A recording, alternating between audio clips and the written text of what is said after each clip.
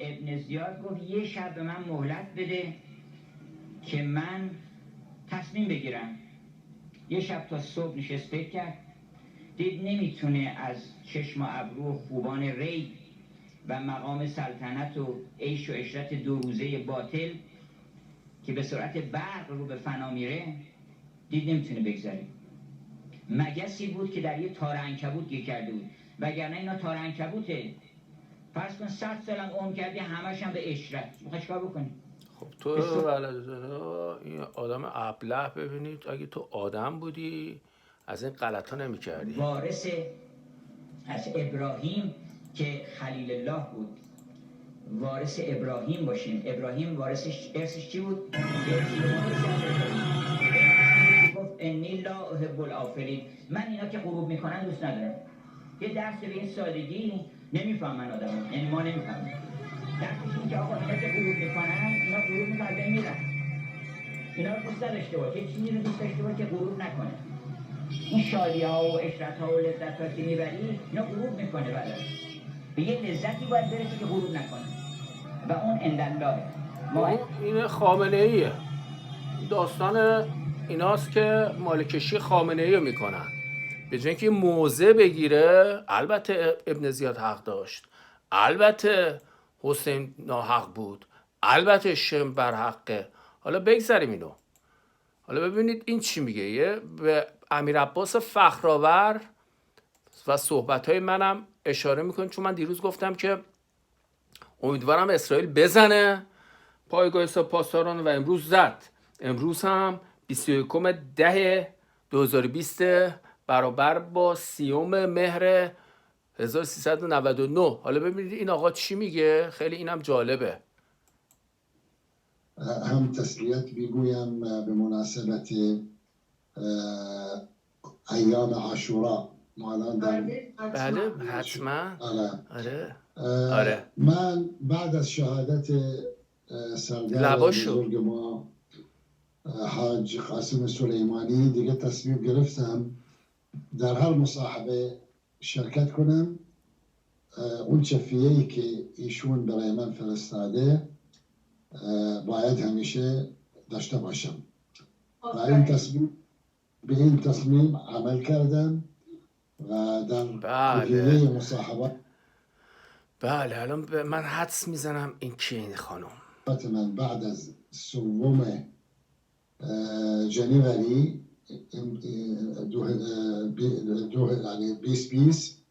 2020 من دیگه این چفیه رو هم تبرک مال قاسم که یعنی اعلام میکنم من پیروی هستم از سردار عشق ما آقای قاسم سلیمانی. خب ببینید این حالا چی میگه آقای امیر عباس فخرآور. ببینید چی میگه. این مصاحبه رو قبل از قتل قاسم سلیمانی کرد با شبکه علمه. صحبتی بود که آقای فخرآور این رو مطرح کردن.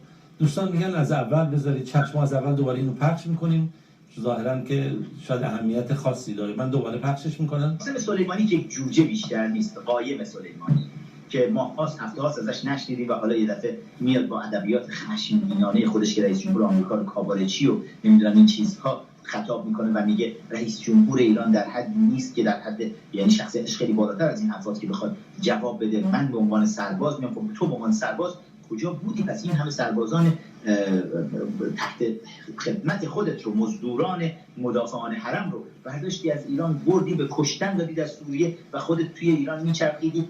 الان شاید ماه هاست که قاسم سلیمانی سفر خارج از کشور نداشته، چون دیگه هر لحظه منتظر شنیدن خبر منفجر شدن قاسم سلیمانی در گوشه‌ای باید باشید. حالا این صحبت من دارم به شما میکنم چون بدونید دستور نابودی این جرثومه فساد رسما صادر شده و به زودی در این گوشه منفجر خواهد شد.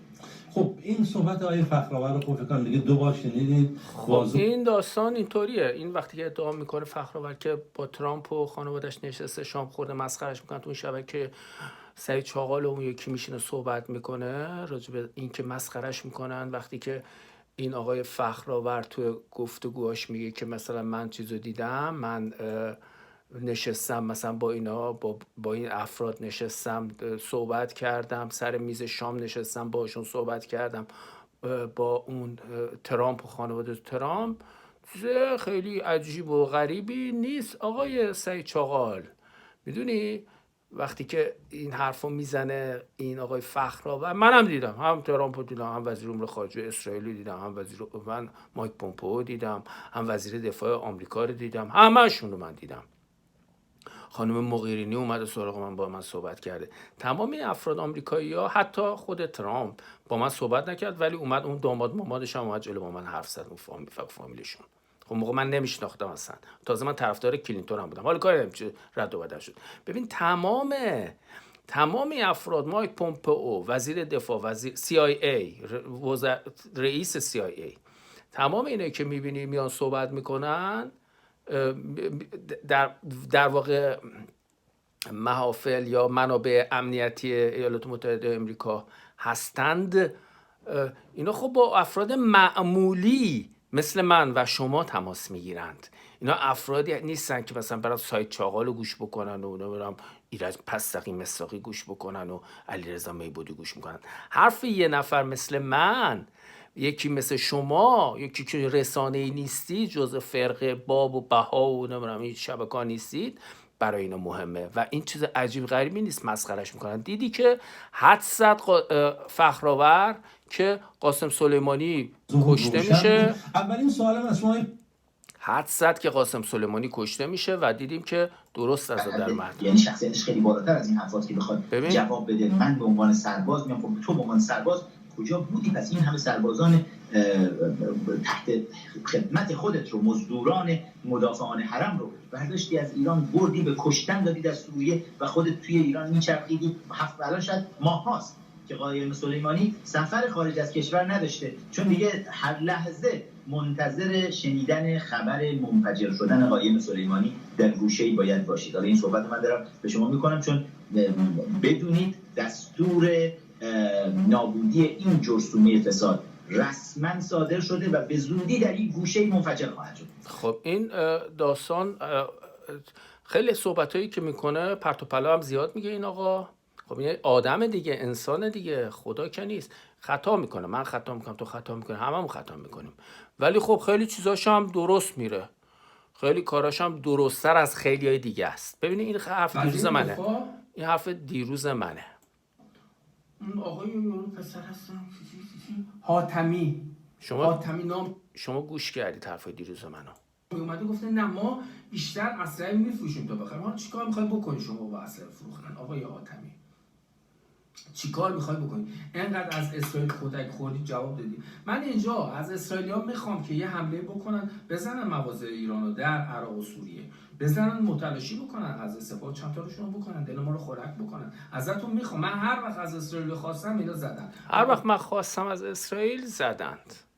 دیروز گفتم حالا 2 بار 3 بار خواستیم، ما روی ما رو یارو صهیونیستای دوست جهان دوست زمین نزدن. امیدوارم میبینی یه مدتی ساکت بود از اون زمانی که اسرائیل با بحرین آشتی کرد و دیروز مناسباتشون به حد اکثر رسوند و خیلی حرفه سنگین نکرده، خیلی کم کرده علیه مواضع.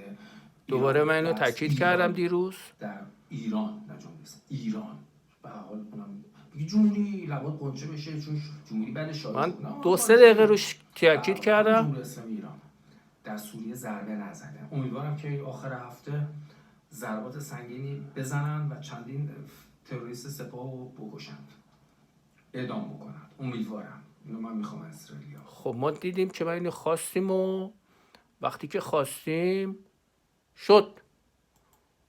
حالا کو اینها؟ این رادیو مفعوله. حالا ناظر حقوق بشر سوریه حمله اسرائیل به پایگاه شبه نظامیان تحت حمایت ایران. خبر مال امروز چهارشنبه چندم؟ بله 30 مهر، از یک حمله هوایی به پایگاه شبه نظامیان تحت حمایت جمهوری اسلامی در قنیطره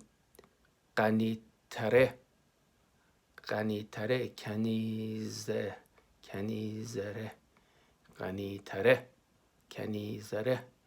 حالا این ق و کاف بوده یا گ بوده، تم ث بوده، چی بوده من نمیدونم، غنی تر یعنی چی باید روش فکر بکنم. خب این حمله دیروز شد، یعنی امروز صبح شد. بله این اسرائیلی‌های دوست ما جواب دادند، دیروز ما خواستیم و اسرائیلیا عمل کردن. بعد نگاه بکنید این صحنه رو، یه دونه جوون کرد و با گوله زدن، بعد اون یارو قمشه‌ای میاد از امام حسین و اینا حرف میزنه. نگاه کن کوله برای این بدبخت، این جوون نگاه بکنید، مثلا 40 تا بوک سیگار گوشی رو کولش ببره بفروشه، 3 تا گوله زدن تو کمرش، از تو سینه‌ش اومده بیرون. بوک سیگار برده، به خاطر سیگار رفته، پلیس ایران گلوله زدن، 3 تا گلوله خورده، گفته دست مسافرها داده، گفته ببرین اینو بندازه تو دره. اینم پاسکار ایرانی. خب تا موقعی که این صحنه رو تو می‌بینی،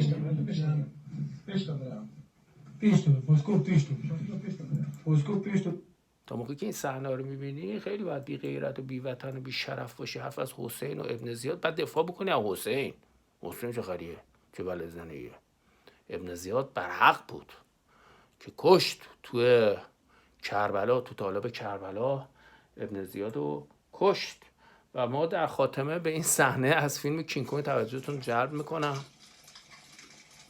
کینگ کنگ جدیده، من یه جا صحبت کردم که چند تا فیلم کینگ کنگ هست، 3 تا 4 تا حالا فیلم کینگ کنگ اومده، یکی دهه 30، یکی قبل از اون، یکی زمانی که ما تو سینما دیدیم 1976 و اینا رنگی اومد جدیدش بود، و یکی همین آخریه، اونی تو سینما دیدیم 1976، 42 سال پیش، 76 77 این جدیدشه.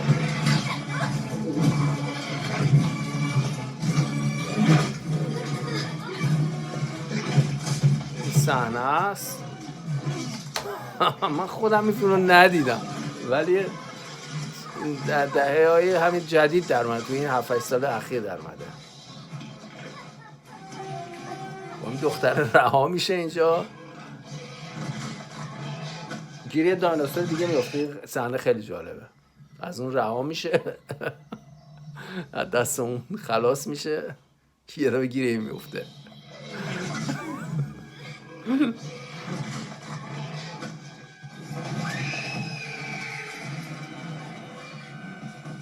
خب این هالیووده.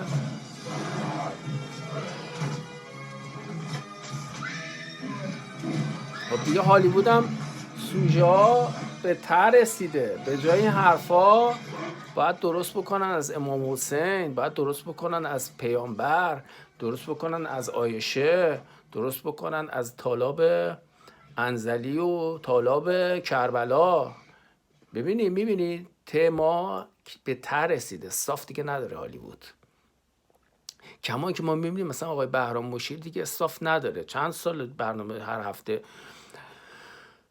4 بار میشه 54 هفته 54 تا 200 برنامه در سال، 15 سال ضبط، 10 ضبط در 200، 2000 تا برنامه، 3000 تا برنامه فقط توی شبکه‌های پارس گذاشته، نزدیک 3000 ساعت برنامه گذاشته تو پارس بهرام مشیری. و میبینیم علیرضا میبودی صحبتاش ته کشیده، اینایی که میان تو این برنامه شب من و تو اینا میشینن بحثای چرت و پرت میکنن، اون یارو پسره دستمالچی و پرویز دستمالچی و اون یکی پسره میشینه تو من و تو، اون یکی میشینه صحبت میکنه، 4 تا توده‌ای میان هنوز از دفاع میکنن از مارکسیسم. من امروز دیدم. خب ببین چقدر باید ابله باشه وضع مملکته.